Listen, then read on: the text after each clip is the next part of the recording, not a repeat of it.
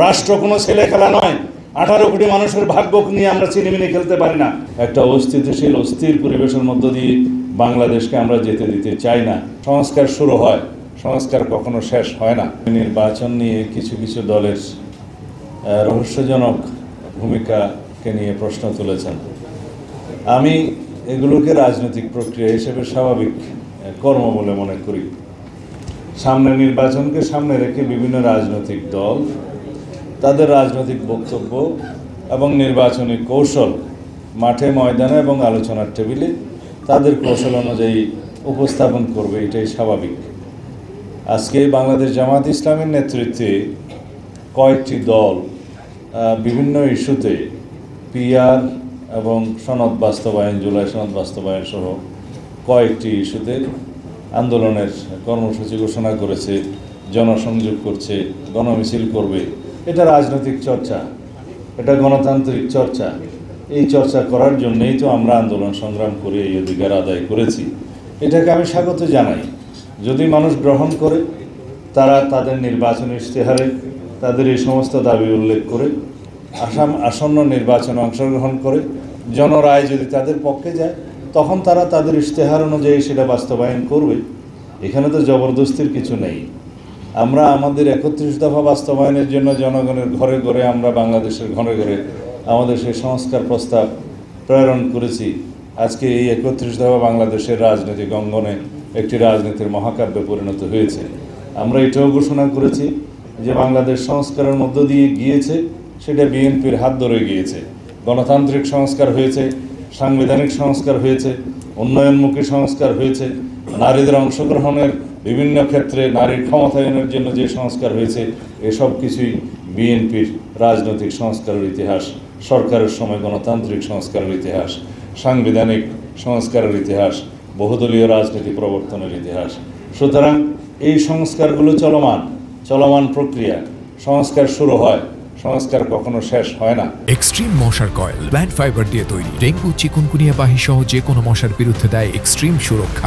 এবং সংস্কার ততদিন চলবে যতদিন মানব সভ্যতা বিরাজ করবে, যতদিন বাংলাদেশের স্বাধীনতা সার্বভৌমত্ব থাকবে, যতদিন বাংলাদেশের ইতিহাস ঐতিহ্য জনগণ থাকবে। সংস্কারের মধ্য দিয়েই সভ্যতা যায়। সুতরাং কেউ যদি মনে করে এই সংস্কার এখানেই শেষ এবং এই সংস্কার বাস্তবায়নের মধ্য দিয়ে আর কোনো সংস্কার করতে হবে না, সেটা তাদের ভ্রান্ত ধারণা। যারা আজকে পিআর করছে, তাদের উদ্দেশ্যে শুধু বলি, যে কয়টা রাজনৈতিক দল নিয়ে আপনারা মাঠে এই সমস্ত বক্তব্য দিচ্ছেন, তারা কারা এবং তাদের সাথে আপনারা যে আন্দোলন করছেন, প্রকাশ করুন তাদের 2024 সালের 7 জানুয়ারিতে কী ভূমিকা ছিল।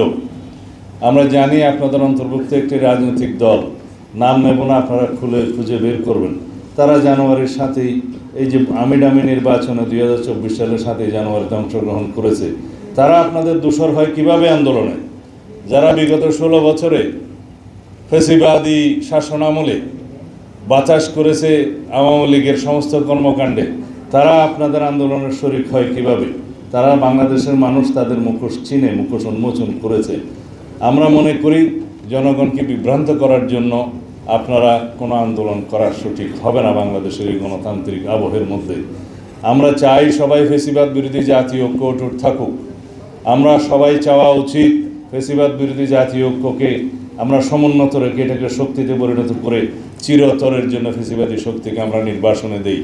সুতরাং আমরা এমন কোনো কর্মকাণ্ড করতে পারবো না যার মধ্য দিয়ে ফ্যাসিবাদের পুনরুত্থান হয় অথবা ফ্যাসিবাদের প্রত্যাবর্তন সহজ হয়, অথবা আমরা এমন কোনো কর্মকাণ্ড করতে পারি না যার ফাঁক ফোকরের মধ্য দিয়ে বাংলাদেশে অস্থিরতা সৃষ্টি করতে পারে। পিআর মানে আমি অনেক সময় বলেছি, এটা পার্মানেন্ট রেস্টলেসনেস, এটা স্থায়ীভাবে অস্থিরতা সৃষ্টি করে, অস্থিতিশীলতা সৃষ্টি করে রাষ্ট্রে।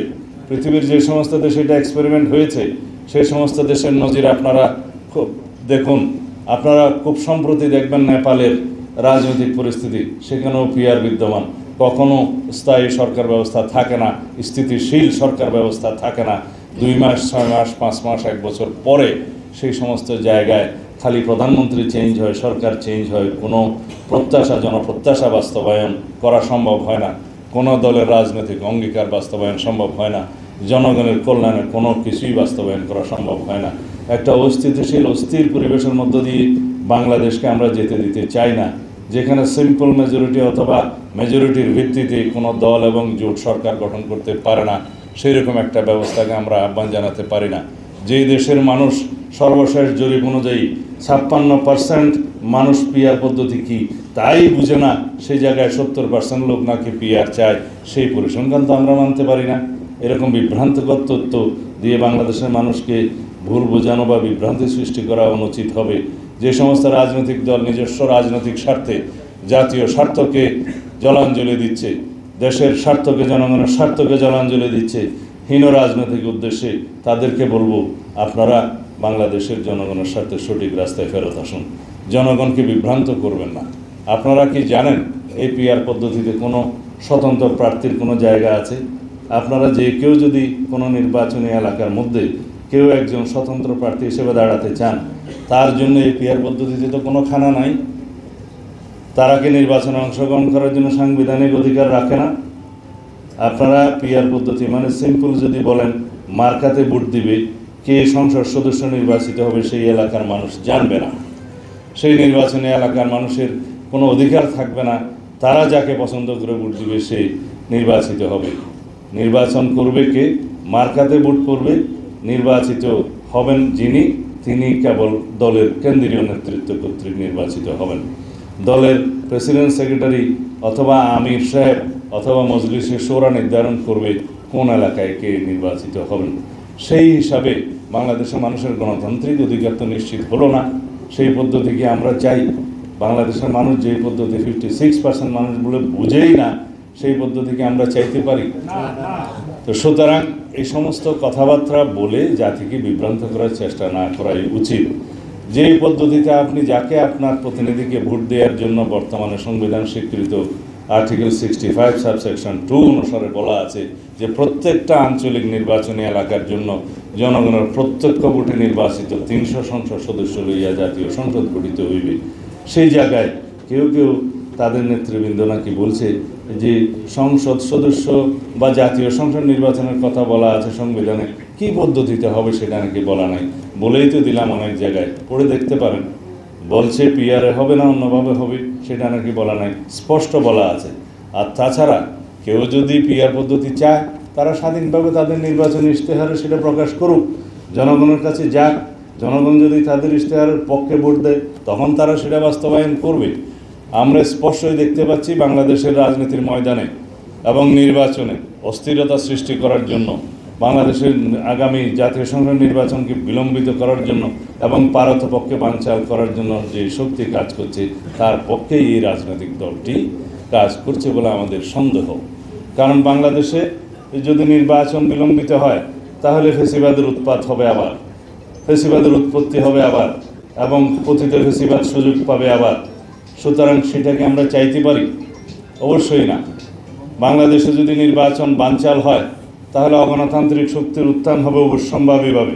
সেটাকে আমরা চাই? যদি না চাই, এত রক্তের বিনিময়ে গণতান্ত্রিক অধিকার ফিরে পাওয়ার জন্য আমরা গণ-অভ্যুত্থান করেছি, আমাদের সেই অধিকার যেন আমরা বাস্তবায়ন করি। বাংলাদেশের সামনের দিনে যেই জন্য আমরা গত 16 বছর আন্দোলন সংগ্রাম করেছি, যেই অধিকার ফিরে পাওয়ার জন্য, ভোটের অধিকার ফিরে পাওয়ার জন্য, সেই অধিকার প্রয়োগের জন্য বাংলাদেশের জনগণ আমরা সবাই উন্মুখ হয়ে আছি। এই অধিকার প্রয়োগের মধ্য দিয়েই বাংলাদেশের গণতান্ত্রিক যাত্রা কার্যকরভাবে শুরু করবে। এই অধিকার বাস্তবায়নের মধ্য দিয়েই, এই ভোটাধিকার প্রয়োগের মধ্য দিয়েই বাংলাদেশের জনগণ স্বাধীনভাবে আগামীতে একটি রাজনৈতিক সরকারকে ক্ষমতায়ন করবে। যারা এই পার্লামেন্টে যাবে তাদের দায়বদ্ধতা থাকবে, এবং আগামী দিনে যে সমস্ত সংস্কার কর্মসূচিতে আমরা বাস্তবায়নের জন্য জাতীয় ঐক্যমত্য কমিশনে একমত হচ্ছি, সেগুলো বাস্তবায়নের জন্য তারা দায়বদ্ধ থাকবে, প্রতিশ্রুতিবদ্ধ থাকবে। এখন কথা উঠছে যে এই সনদ বাস্তবায়নের ভিত্তিতেই নাকি আগামী নির্বাচন অনুষ্ঠিত হতে হবে। অবশ্যই যে সমস্ত প্রতিশ্রুতিসমূহ জাতীয় ঐক্যমত্য কমিশনের মাধ্যমে সবাই মিলে ঐক্যমত্য হয়েছে, সেগুলো বাস্তবায়িত হয়েই যাচ্ছে। শুধুমাত্র সংবিধানের অংশটুকু, যে অংশটুকু বাস্তবায়নের জন্য পরবর্তী পার্লামেন্টের প্রয়োজন এবং সংবিধান সংশোধনের নির্ধারিত প্রক্রিয়া প্রয়োজন, সেই অংশগুলোতে প্রতিশ্রুতি বাস্তবায়নের জন্য পরবর্তী জাতীয় সংসদকেই দায়িত্ব দিতে হবে। এটা হচ্ছে আমাদের বক্তব্য। কেউ কেউ বলছে এই দাবি এখনই বাস্তবায়ন করতে হবে কনস্টিটিউশনাল অর্ডারের মধ্য দিয়ে। এখানে সুস্পষ্ট বক্তব্য হচ্ছে কনস্টিটিউশনাল অর্ডার কে জারি করবে, কে বাংলাদেশের জনগণ কাকে ক্ষমতা দিয়েছে, সেটা কোন ফোরামে জাতীয় সংসদ ছাড়া এই সংসদ পরিবর্তন করা যায়। সেজন্য আসুন, আমি আহ্বান জানিয়েছি, সুপ্রিম কোর্টের একটা মতামত নেই যে এই সরকারের সেই সংবিধান পরিবর্তনের ক্ষমতা আছে কিনা, অন্য কোনো প্রক্রিয়ায় অন্য কোনো কর্তৃপক্ষ, জাতীয় ঐকমত্য কমিশন বা কোনো রাজনৈতিক দল সেই সংবিধান পরিবর্তনের ক্ষমতা রাখে কিনা। এই সংবিধান যদি পরিবর্তন হয় কোনো একটা নির্বাহী অথবা কনস্টিটিউশন অর্ডারের মধ্য দিয়ে, তাহলে দুইটা কনস্টিটিউশন বিরাজমান হবে। বিচার বিভাগ কোন কনস্টিটিউশন মানবে, কোন পদ্ধতিতে বিচার হবে। যে কোনো জনগণ তার সাংবিধানিক অধিকার আছে আদালতে যে জিজ্ঞেস করার যে আমার ব্যক্তিগত এবং সম্পত্তি এবং জানের বিভিন্ন ক্ষয়ক্ষতি হওয়ার সম্ভাবনা আছে বিভিন্ন ইস্যুতে, সুতরাং আমি এই সংবিধান কোনটা মানব, কিভাবে পরিবর্তিত হলো। আপনারা এই রিট আমি দাখিল করলাম, যে কোনো জনগণ বলতে পারে সেই রিটের প্রেক্ষিতে সুপ্রিম কোর্ট বা হাইকোর্ট কী বলবে। আমরা সেই প্রশ্নে বলেছিলাম যে 106-এ আসুন, যে পদ্ধতিতে আমরা সুপ্রিম কোর্টের মতামত চাইতে পারি, অ্যাডভাইজারি রুল দেওয়ার ক্ষমতা আছে, সেখানে যাই। আমরা সুপ্রিম কোর্টের মতামত নেই যে কোনো প্রক্রিয়া আছে কিনা বৈধ, যে প্রক্রিয়ায় এই সাংবিধানিক আদেশ জারি করা যায়, কিন্তু তাতে আমরা একটি দলের অনীহা দেখলাম। আমরা যখনই একটা বৈধ প্রক্রিয়ার কথা বলি তখন তারা বলে জনগণের অভিপ্রায় এখানে চূড়ান্ত। হ্যাঁ, জনগণের অভিপ্রায় চূড়ান্ত, জনগণের অভিপ্রায় প্রকাশিত হয়েছে গণ অভ্যুত্থানের মধ্য দিয়ে, সেই অভিপ্রায়ের মধ্য দিয়ে এই সরকার প্রতিষ্ঠিত হয়েছে, সঠিক। কিন্তু এই অভিপ্রায়কে বাস্তবায়নের জন্য তো আমাদেরকে সুপ্রিম কোর্টের দ্বারস্থ হতে হয়েছে, আর্টিকেল 106-এর দ্বারস্থ হতে হয়েছে। আমরা সুপ্রিম কোর্টের মতামতের ভিত্তিতে এই অন্তর্বর্তীকালীন সরকারের গঠন দেখেছি, উপদেষ্টাদের শপথ দেখেছি। আমরা সেটাকে বৈধ প্রক্রিয়া মনে করি। কেউ কেউ বলতে পারে তার মধ্য দিয়ে তো এই সংবিধানের কিছু কিছু ধারায় ব্রোকেটেড হয়েছে। হ্যাঁ, হয়েছে, কিছু কিছু ধারায় ব্রোকেটেড হতে পারে। সেই জন্যই তো 106-এর মতামত নেওয়া হয়েছে। যখন সুপ্রিম কোর্ট বলল রাষ্ট্রপতিকে যে 106 অনুসারে আপনারা অন্তর্বর্তীকালীন সরকারের প্রধান উপদেষ্টা এবং অন্যান্য উপদেষ্টাদের শপথ গ্রহণ করাতে পারেন, সেখানে এই বৈধতাটা দেয়া আছে। সুতরাং যারা বলছে ব্রোকেটেড হয়েছে, সেই ব্রোকেটেড পোর্শনটা এখানেই কভার করা আছে।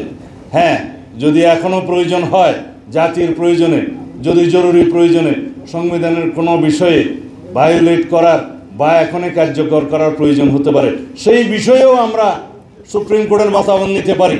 যে কোনো একটা আইনানুগ, বৈধ এবং সাংবিধানিক প্রক্রিয়া ছাড়া বাংলাদেশের সংবিধানকে পরিবর্তন করার কোনো অধিকার আমাদের কারো নেই। তাহলে পরে এমন একটি পরিস্থিতির নজির সৃষ্টি হবে, যেই নজিরটা আগামী 2 বছর পরে, 5 বছর পরে বারবার কোনো না কোনো দাবির মুখে পড়বে যে এইভাবে এই প্রক্রিয়ায় আবার সংবিধান পরিবর্তন করেন। রাষ্ট্র কোনো ছেলে খেলা নয়। 18 কোটি মানুষের ভাগ্য নিয়ে আমরা চিনিমিনি খেলতে পারি না। এই রাষ্ট্রকে একটি নিয়মতান্ত্রিক পদ্ধতিতে চলতে দিতে হবে। কোনো রাজনৈতিক দলের অভিসন্ধির কাছে আমরা কোনোদিন মাথা নত করতে পারি না।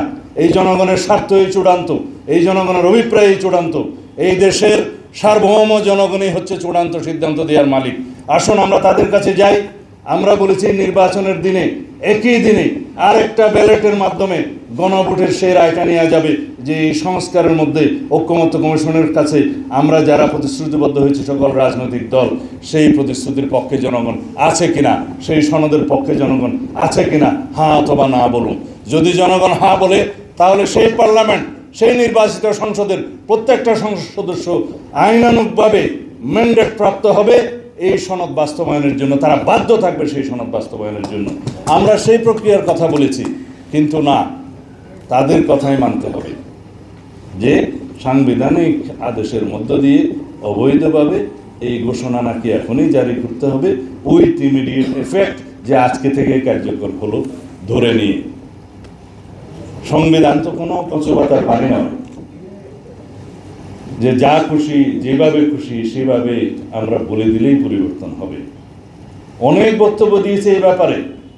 যখন রাষ্ট্র সংবিধান ছিল না, দেশে যখন স্বাধীনতার ঘোষণা দিতে হয়েছিল, বাংলাদেশের উপরে যখন যুদ্ধ চাপিয়ে দেয়া হয়েছিল, তখনকার নির্বাচিত প্রতিনিধিরা এই ভূখণ্ডের জন্য গণপরিষদ গঠন করে স্বাধীনতার ঘোষণাপত্র জারি করেন।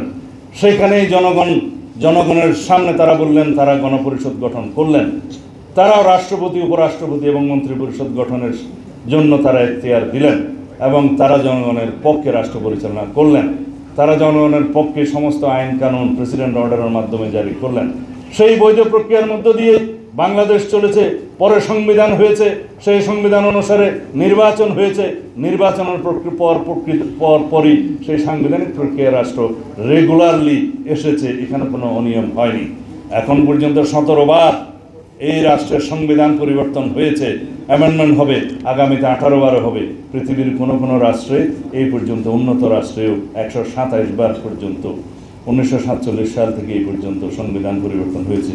জনগণের জন্যই সংবিধান, সুতরাং জনগণ সেই সংবিধান পরিবর্তন করবে জনগণের চাহিদা অনুযায়ী, সমাজের চাহিদা অনুযায়ী, যুগের চাহিদা অনুযায়ী, জনকল্যাণকে সামনে রেখে। সুতরাং আমরা যেন কেউ আবেগী না হই, কেউ যেন এটা না বলি যে গণপরিষদের মাধ্যমে নতুন সংবিধান করতে হবে।